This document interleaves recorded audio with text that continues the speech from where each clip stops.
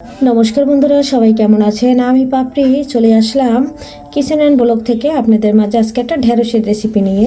এখানে নিয়েছি আলু কেটে আর এখানে নিয়েছি ঢেঁড়স কেটে। আজকে ঢেঁড়স আলু ভাজি হবে। আর ঢেঁড়স আলুটা খুব সুন্দর করে কিভাবে আমি ভাজি করে সঙ্গে থাকুন আর দেখতে থাকুন। আশা করছি ঢেঁড়সের রেসিপিটা আপনাদের কাছে ভীষণ ভালো লাগবে। কাছে দূরে দেশ ও দেশের বাইরে থেকে যারা আমার ভিডিও সবসময় দেখেন এবং কমেন্ট করেন এবং সুন্দর সুন্দর মন্তব্য রেখে দেন, তাদের জন্য অনেক অনেক ভালোবাসা রইল। এখানে কড়াইতে তেল দিয়ে দিয়েছি, এখানে আলুটা দিয়ে দিচ্ছি। আলুটা ভেজে নেব, কারণ আলুটা এখানে ভেজে নিয়ে তারপরে ঢেঁড়সটা দেব।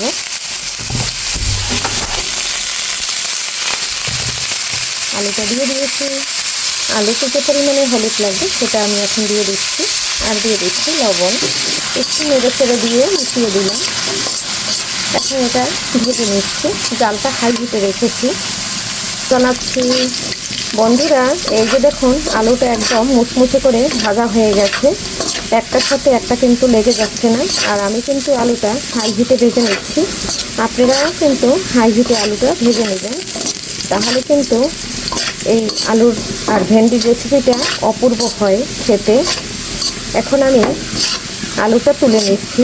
আর আলুটা দেখুন একদম সিদ্ধ হয়ে গেছে। এটা কিন্তু কোনোভাবে ঢাকনা দিয়ে ঢাকতে হয়নি এবং কিছুই করতে হয়নি। ফাইনালি আলুটা একদম চানাচুরের মতো লাল করে ভাজা হয়ে গেছে। এখন তুলে নিচ্ছি। আর এই যে দেখুন একদম অল্প তেলে খুব সুন্দর মুচমুচে করে ভেজে নিলাম। এখন উঠাই নিচ্ছি। এখন কেটে রাখা ঢেঁড়সগুলো দিয়ে দিচ্ছি। এখানে দিয়ে দিচ্ছি হলুদ, এখানে দিয়ে দিচ্ছি লবণ। এখন এটা আমি একটু সাজিতে রান্না করে নেব, যাতে একটার সাথে একটা লেগে না যায় এবং লোট না বের হয়। হলুদ লবণ দিয়ে খুব সুন্দর করে নেড়ে চেড়ে নিচ্ছি। আর পেঁয়াজ আর কাঁচামরিচটা এই পর্যায়ে দিয়ে দেব। এরকম যদি একটা ভেন্ডি ভাজা রেসিপি থাকে বন্ধুরা, ভেন্ডি আলু, দুপুরে ভাতের সাথে আর কিছু লাগবে না। আমার ছেলের তো একদম লাগবে না, আমাদেরও লাগবে না। এতটাই পছন্দ, এতটাই ভালো হয়, এতটাই প্রিয়। এই রেসিপিটা এতটাই মজা হয়। এখন আমি এখানে ফ্রোজেন করা পেঁয়াজটা দিয়ে দিচ্ছি। পেঁয়াজটা দিলে একটু জল থাকতে পারে, যেহেতু আমি ফ্রিজে রেখেছি। আর একসাথে অনেকগুলো 4 কেজি 5 কেজি পেঁয়াজ পিছিয়ে ফ্রিজে রেখে দিয়েছি। যখন আমরা রান্না করি তখন বের করে এনে দিয়ে শুধু রান্না করে নিই। পেঁয়াজটা দিয়ে নেড়ে চেড়ে নিচ্ছি। আর এখানে কাঁচামরিচটা দিয়ে দিচ্ছি। ঝাল অনুযায়ী আপনারা কাঁচামরিচটা দেবেন। কাঁচামরিচটা বেশি একটা ঝাল নয়, তাই আমি একটু বেশি দিয়েছি। এখন খুব সুন্দর করে উল্টে পাল্টে নেড়ে ছেড়ে, আর এটা কিন্তু কোনোভাবেই ঢাকতে হবে না বন্ধুরা। এই যে একটুও কিন্তু লোট বের হবে না। আর অনেকে আছে ঢেঁড়স ভাজলে পরে ঢেকে দেয়, এর জন্য কিন্তু একদম লোট হয়ে যায় আর পিছল পিছল একটা ভাব হয়ে যায়, গলে যায়, খেতে ভালো লাগে না। আর এটা একদম মুচমুচে হবে। আর এভাবে খুব সুন্দর করে উল্টে পাল্টে ভেজে নেব বন্ধুরা।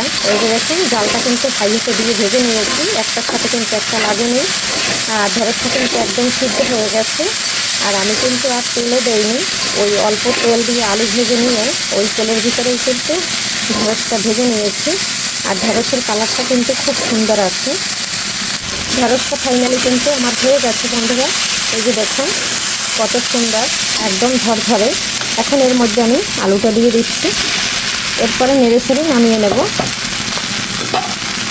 এই যে দেখুন বন্ধুরা, ঢেঁড়সটা ফাইনালি কিন্তু একদম হয়ে গেছে আর সবুজ কালার রয়ে গেছে। আলুটা একটু দেখিয়ে দিচ্ছি। এই যে দেখুন একদম সিদ্ধ হয়ে গেছে।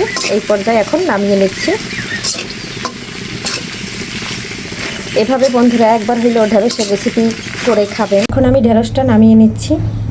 খুব সুন্দর করে একদম বেড়ে নিয়েছি। আজকের রেসিপিটা কেমন লাগলো আপনাদের কাছে কমেন্ট করে জানাতে ভুলবেন না। আজকের মতো বিদায় নিচ্ছি। আবারও দেখা হবে নতুন কোনো রেসিপিতে। পর্যন্ত সবাই ভালো থাকুন, সুস্থ থাকুন। সবাইকে বাই, টাটা।